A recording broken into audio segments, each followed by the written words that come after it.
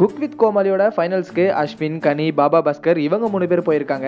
4th finalist யாரு அப்படிங்கிறது இந்த வாரம் நடக்கிற வைல்ட் கார்டு ரவுண்ட்ல தெரிஞ்சிரும். ஷகிலாமா அண்ட் பவித்ராக்கு ஃபைனல் போக அதிகப்படியான வாய்ப்பு இருக்கு. பவித்ரா எலிமினேட் ஆன அந்த எபிசோட் ரொம்ப எமோஷனலா இருக்கும். பவித்ரா எலிமினேட் ஆகும்போது பவித்ரா சில விஷயங்களை ஷேர் பண்ணுவாங்க. அப்போ யாருமே எதிர்பார்க்காத விதமா புகழ் கண் கலங்கிடுவாரு. ஸோ சில பேர் புகழ் உண்மையாவே பவித்ராவை லவ் பண்றாரு அப்படின்னு கூட சொன்னாங்க. பவித்ரா அதுக்கப்புறம் இன்ஸ்டாகிராம் லைவ்ல புகழுக்கும் அவங்களுக்கும் இருக்கிற ரிலேஷன்ஷிப் பத்தி பேசியிருப்பாங்க. புகழ் மேல கிரஷ் இருக்கா?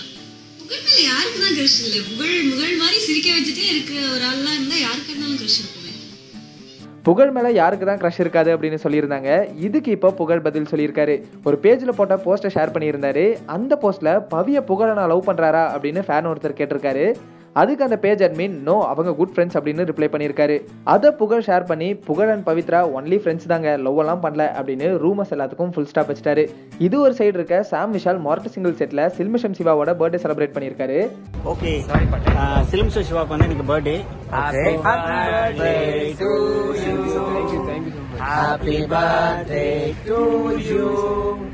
Happy birthday Chilmisham Siva.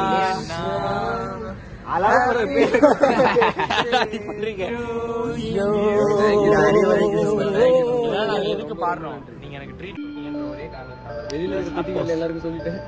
எல்லாரும் வாங்கி வெட்டி போட்டுருவாங்க. வெட்டி